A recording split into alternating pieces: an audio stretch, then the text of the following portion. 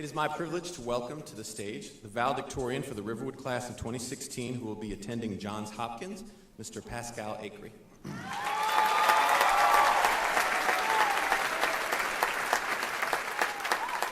All right, Riverwood class of 2016, let's go.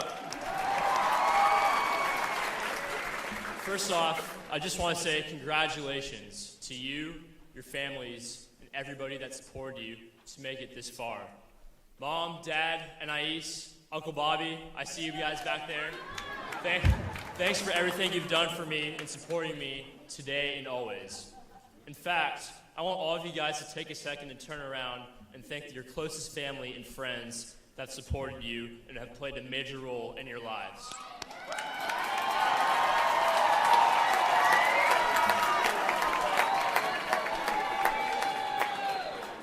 We have a great faculty and staff, led by Dr. Shaw, Principal of the Year for the Central Learning Community of Fulton County Schools.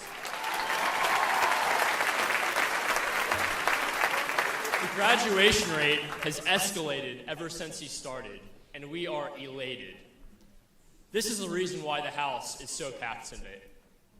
Many thanks to Dr. Shaw and all the faculty and staff who have sacrificed so much to get us to where we are here today. And by the way, whoever is responsible for broadcasting this live, I personally want to thank you. I have families on 3 continents right now watching this. I know for a fact that this is being watched in every continent except Antarctica. All right, so now I realize I'm the only one standing between you and your moment of glory on the stage. Your moment when they call your name as your friends and family take photos and post them for all to see, probably before you even return to your seat.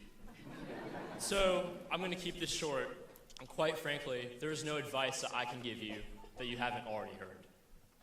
Just because I ended up with the highest grades doesn't mean that I'm somehow unlocked the mysteries of the universe and that I'm now qualified to share with you the meaning of life. The fact of the matter is that each of you are already smart enough, since you're here, through your own unique experiences, and have just as much insight as I do, and are in fact just as qualified to give this speech. In fact, being here today already shows that you're smart. I mean, come on, it's not like you went to one of those other schools in Sandy Springs. North Springs.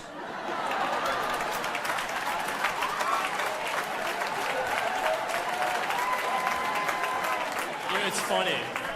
It's funny that the last time I gave a speech to all of you in one place was actually the first week of 9th grade, back when this whole thing got started.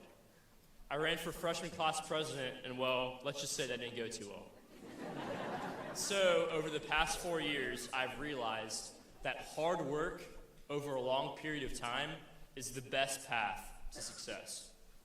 Since there are no guaranteed shortcuts, perseverance is the one element that we can control that will help our chances. As Albert Einstein said, and I'm sure you've heard this many times, genius is 1% inspiration and 99% perspiration. So, regardless of how much natural talent we have, we must work hard to get to the top of our game. As we watch successful people achieve celebrity status, it is usually too late for us to see the effort that it took for them to get there. We just assume that they were lucky. I think Big Sean probably says it best. And then they say it happened for me overnight. Shoot, yeah, I guess. I guess it took 10 years for me to be an overnight success.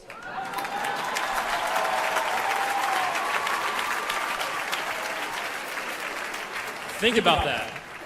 It took Big Sean 10 years to become an overnight success. So let us be fair as we set our goals and understand that they're often longer term than we realize.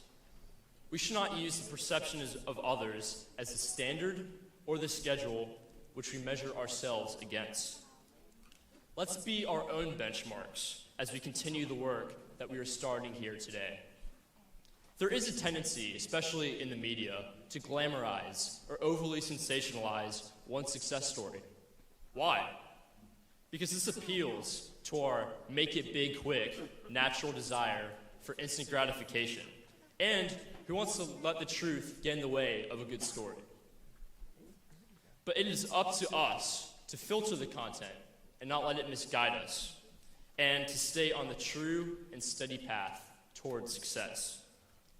Let's not automatically believe everything we hear, but rather temper it with our instincts, common sense, and judgment, which we have cultivated over this very most impressionable period of our lives.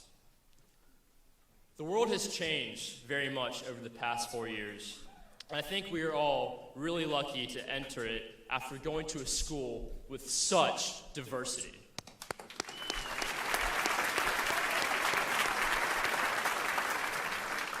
We've had the opportunity to meet people from different backgrounds that represent a true cross-section of American society.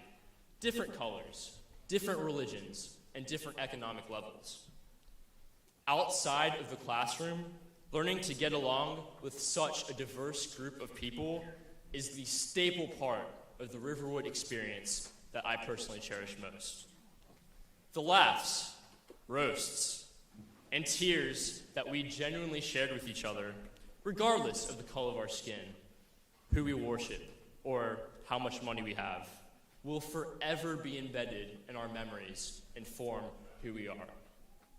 In many ways, these life experiences are more valuable than the piece of paper that we're about to receive. Speaking of which, class of 2016, it's time we receive our diplomas.